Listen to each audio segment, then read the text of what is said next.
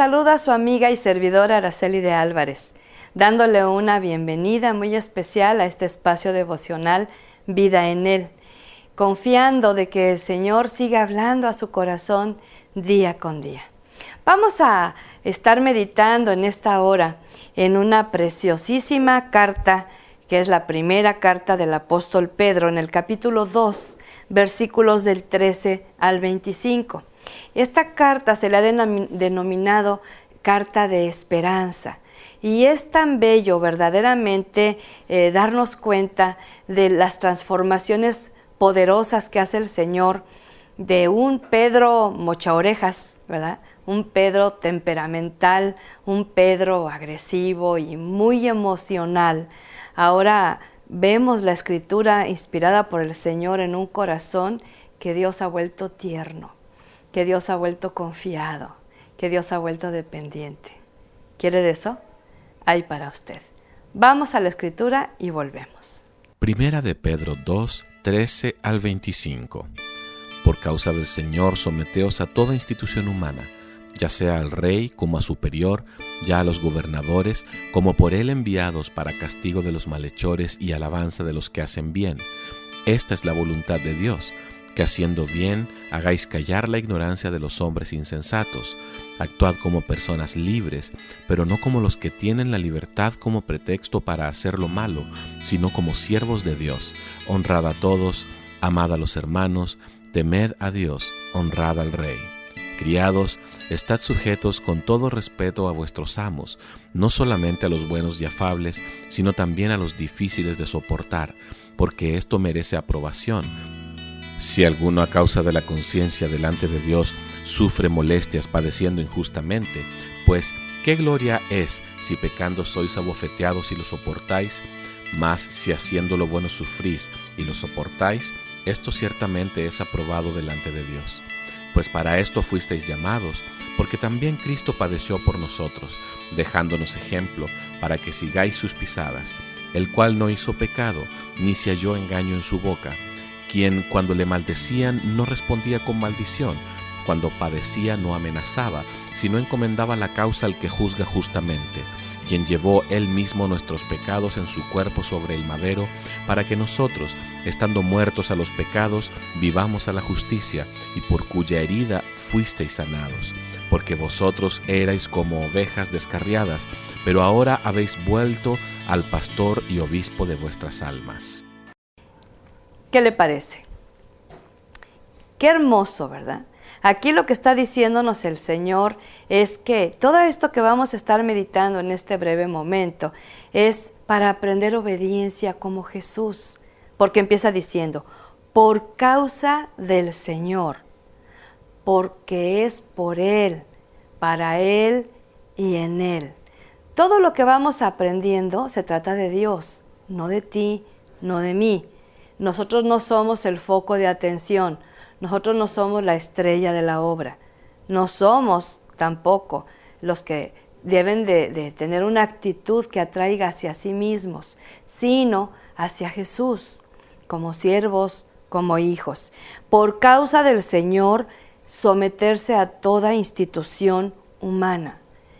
Y aquí significa que el Señor ha puesto estas autoridades, sea el rey, sea el superior, sean los gobernadores, con propósitos. Nos describe ahí en el verso 14 que las autoridades están puestas para castigar al que hace lo malo, al malhechor, ¿verdad? Pero también como alabanza para aquel que hace el bien.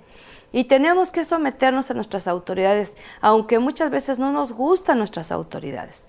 Pero aquí no estamos obedeciendo tan solo a nuestras autoridades, sino obedeciendo al Señor, que se trata desde pagar impuestos, dar a César lo que es del César, desde la obediencia a las leyes de tráfico, de tránsito, también. No es el asunto de que si el guardián de tránsito me llega a ver, no, es que tenemos que aprender a desarrollar un temor reverente porque hay unas leyes que dicen tanta velocidad en el caso del manejo. Por ejemplo, si tenemos una relación sentimental, una relación de pareja y no estamos casados, No estamos obedeciendo lo que Dios dice porque puso leyes civiles y necesitamos ir a arreglar este asunto que entra en un compromiso y en un contrato, sí, civil, pero sobre todas las cosas que sea la voluntad del Señor. No hacer las cosas a la inversa, someternos a las autoridades. Si ellos fallan, mi amado, si ellos se corrompen, si ellos hacen lo malo, ese no es nuestro asunto. Dios se encarga, créalo. Lo vea o no lo vea.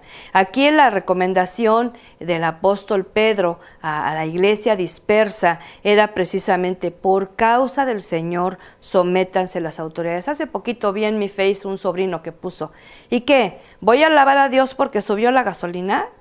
¿Voy a alabarle por eso? Le digo, no, espérame. Yo no alabo, porque no es idea de Dios que suba la gasolina. Pero ¿sabe por qué lo alabo? Yo no sé si usted me crea o no. Yo acostumbro, no sé en su país, pero en México la gasolina es muy cara. Yo acostumbro ponerle un promedio a mi carrito que tengo pequeño, un promedio de 100 pesos a la semana, ¿sí? Déjeme decirle algo, la gasolina ha seguido subiendo y subiendo y subiendo, pero la flechita que me marca lo que yo le pongo no baja. ¿Lo puede creer? ¿Lo puede creer? Se lo dejo. Dios bendice, multiplica, abunda aún lo poco en nuestras manos. En segundo lugar, aquí hay una instrucción muy hermosa, que la voluntad de Dios, hay muchas formas de la voluntad de Dios, hay una absoluta y soberana, pero se diversifica de muchas maneras prácticas. En este caso dice que la voluntad de Dios es que hagamos el bien, ¿sí?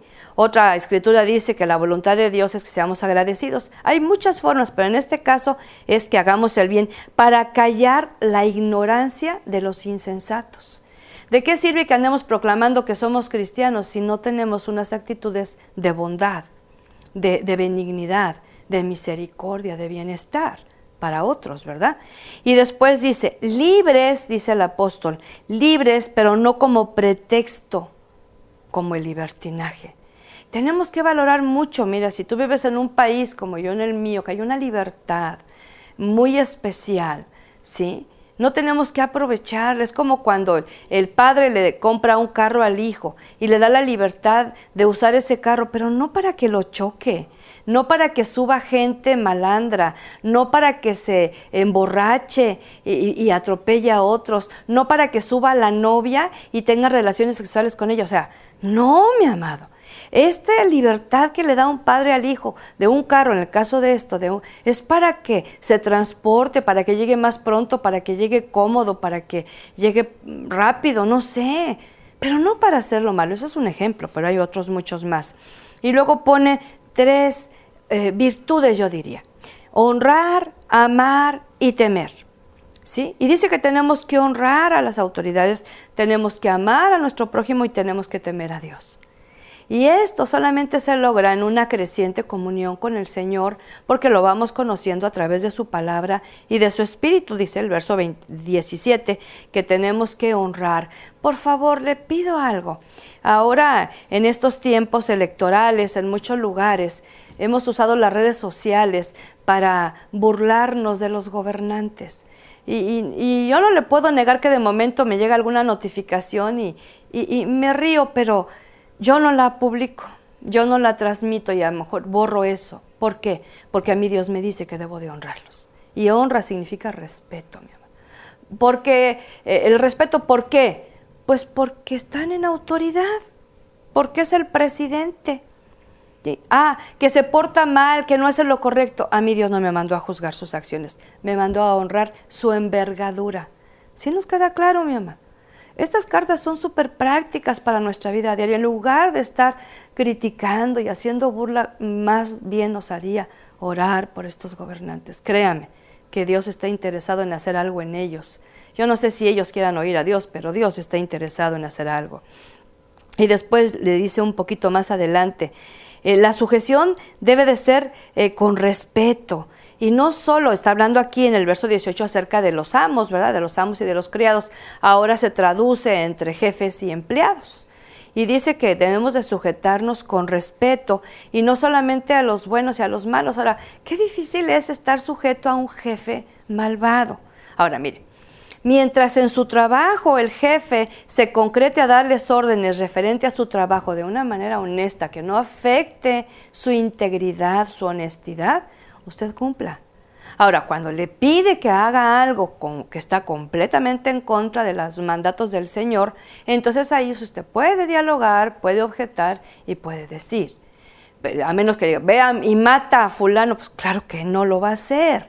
Pero si le está diciendo se queda una hora extra, pues hay que hacerlo porque es parte del trabajo.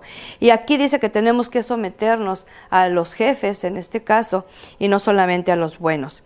Y luego termina el apóstol esta breve porción, porque son tan solo unos versículos, termina diciendo que tenemos, si vamos a sufrir, que terminemos haciendo el bien, que lo hagamos haciendo el bien. ¿Sabes qué? No estamos exentos de sufrimiento aquí en la tierra, vamos a seguir padeciendo, vamos a seguir teniendo circunstancias difíciles. Me queda claro que el mensaje que dicen por ahí, dizque del Evangelio, que todo de maravilla, todos sanos, todos ricos, todos contentos. Mi amado, el seguir a Cristo también trae su carga. También, si Él padeció, fíjate, si Él fue acusado injustamente, ¿por qué nosotros queremos estar en otro nivel que Dios no nos ha puesto? Y dice, si van a sufrir, que sufran por hacer lo bueno, pero no por hacer lo malo. Porque si hacemos lo malo, la justa correspondencia va a venir de alguna manera. Aquí el asunto es que no estemos sufriendo en vano. Por ejemplo, hay gente que dice, no, yo por eso no me hago pastor, porque yo no quiero sufrir ni que mis hijos sufran. Oiga, yo no elegí el pastorado. Dios me lo dio, Dios me dio un llamado. Ahora, ¿sí hemos sufrido? Sí, mi amado, como siervos hemos sufrido, pero déjeme decirle que otros que no son siervos también han sufrido. Y la ventaja que yo he sufrido junto con mi marido, ahora tenemos 3 hijos siervos, imagínate, ¿sí? Ahora, los veo sufrir, los veo padecer, les veo sus ojos llenos de lágrimas, compartimos tantas cosas y me dice uno de mis hijos recién, yo no solamente quiero platicarte de las luchas que he tenido, porque te voy a estar platicando de las múltiples bendiciones. Entonces sí sufrimos, pero enriquecemos a muchos, mi amado. Por eso vale la pena.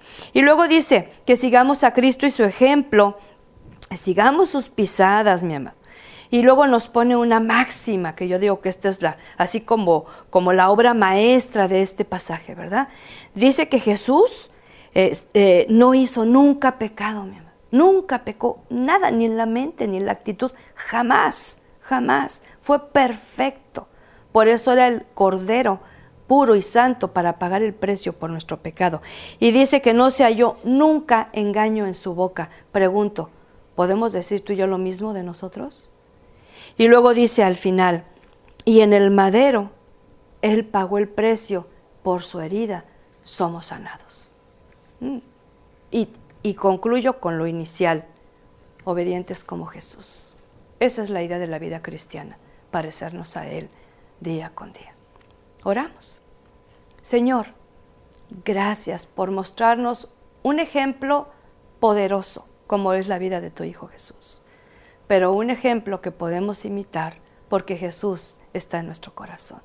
Él nos habilita a través de su Santo Espíritu, nos capacita, nos fortalece, nos alienta, nos anima, nos guía, nos da sabiduría, nos sustenta. ¿Cómo negar tanta bendición cuando tú quieres que nos parezcamos a tu amado Hijo? Señor, gracias por tu palabra. Gracias por estas palabras de esperanza. Gracias porque nos dejas ver los cambios que hiciste en el apóstol Pedro para que pudiera pasar de tinieblas a luz y de engaño a verdad. Y así como Él, queremos también pasar nosotros. Bendito seas, Dios. Nos gozamos y nos alegramos en meditar en tu preciosa y poderosa palabra. Que la pongamos por obra. Recuérdanosla. Te lo pedimos en el nombre amado de Jesús, nuestro Señor. Amén y amén. Bendito, bendita, sigan adelante con los ojos en el Rey. Hasta luego.